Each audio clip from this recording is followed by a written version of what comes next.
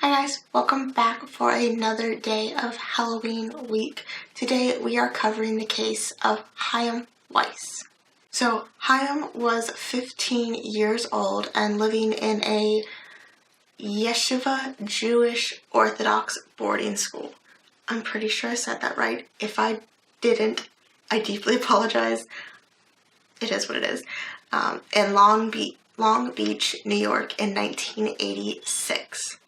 He had been living at this boarding school for about 2.5 years and was excelling there. Excelling to the point where he was actually given the freedom to be of one of two boys living in single rooms with no roommates. November 1st, 1986, a fellow student of Chaim's went to his room to remind him of prayers that they had that morning that they needed to attend. And this is when he made the gruesome discovery of Chaim Weiss's dead body. Chaim was laying on the floor of his room, and I found a couple of different descriptions of his wound that killed him. The one that kept coming up the most, and the one that I'm going to personally stick with, is the statement that it was a clean hatchet wound to the back of his neck, which would have severed his spinal cord. I also saw that he was bludgeoned to death in the back of the head, and many other descriptions, but the clean hatchet neck was the one that kind of showed up the most. Chaim's room had a window that had been left open, and crime scene technicians also noticed that the body had been moved 2 times in the room after being killed. He had been first placed in his bed, at which point he had been moved to the floor, and then he was moved to another spot on the floor.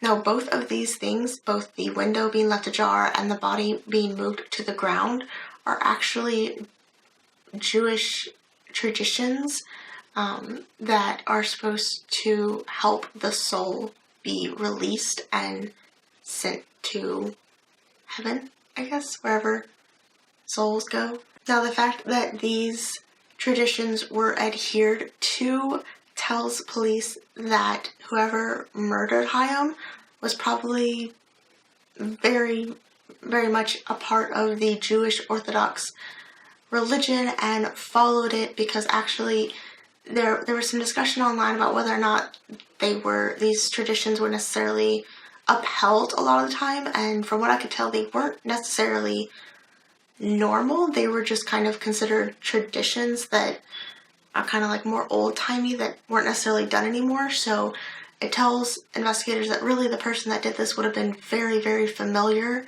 with these very old traditions and would have felt the need to follow them. Investigators quickly round up all of the students and rabbis in the school and sealed the room after they allowed one of the rabbis to light a candle in the room, which was also another tradition that the Jewish Orthodox religion says helps, I guess. Interestingly enough, though, just a few days later, investigators noticed that a mystery second candle showed up in Chaim's room, and nobody ever came forward to being the one that lit it, which just seemed odd to investigators. Investigators learned that Chaim was last seen alive at around 1 a.m.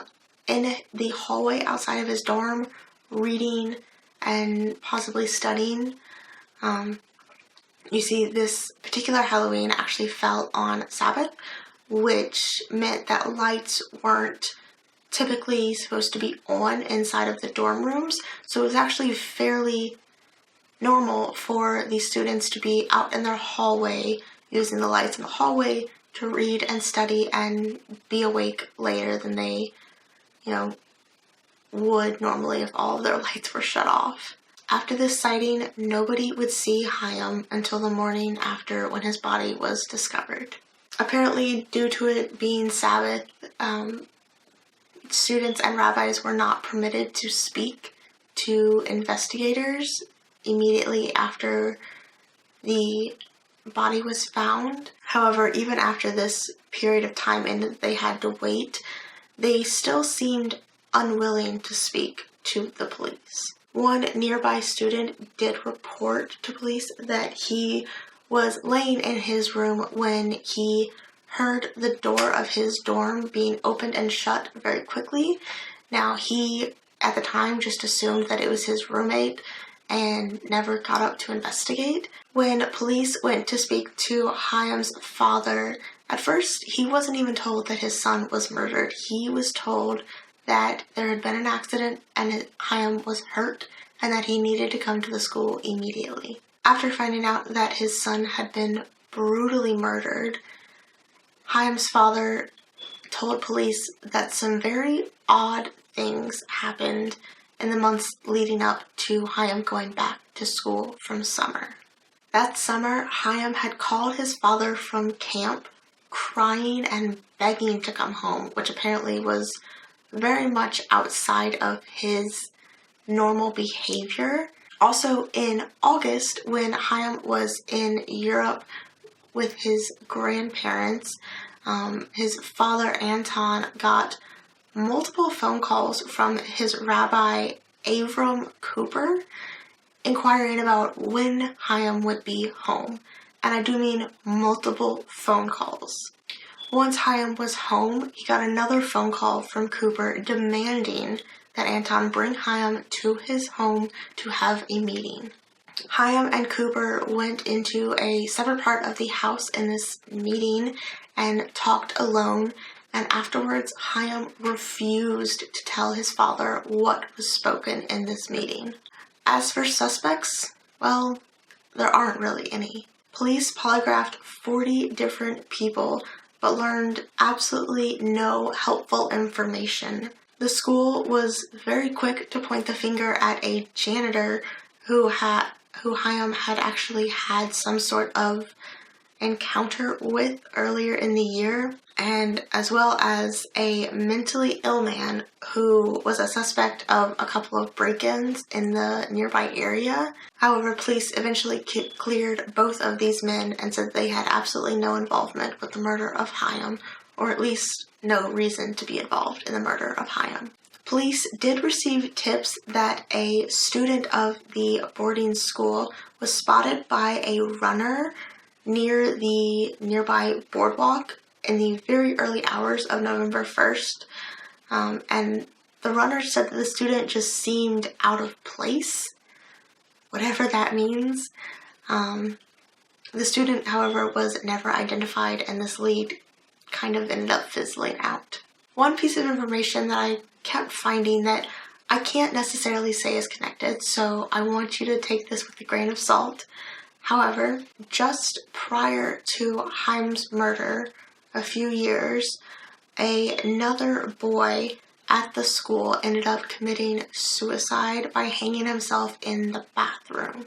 Now, to me, this could either be absolutely nothing, or it could maybe point to a pattern of behavior that involves these young men, potentially abusive behavior, that is causing them some sort of emotional distress. Now, like I said, there is absolutely no way of telling that this has anything to do with Chaim's murder. It was ruled a suicide. There has never been any sort of investigation into whether or not it was suspicious. But I did think it was interesting that in just a few years, multiple boys ended up dying in this school, and nothing ever really came of either of them. So I know that this case had pretty much no information, like a lot of the cases from Halloween week this year, but I find the cases with very little information to be the most interesting because there's just so many questions that are left behind after hearing this story that I really genuinely hope that one day somebody with a little bit of information that might break the whole case open comes forward. Whenever you're involved or near something like this, you never know if the little piece of information you remember could crack the entire case open. So I hope you guys liked today's video. If you enjoyed it, or if you know any more information that I may have missed, please leave it in the comments down below. And I hope you guys will hit that subscribe button and stick around for the rest of Halloween week. Bye!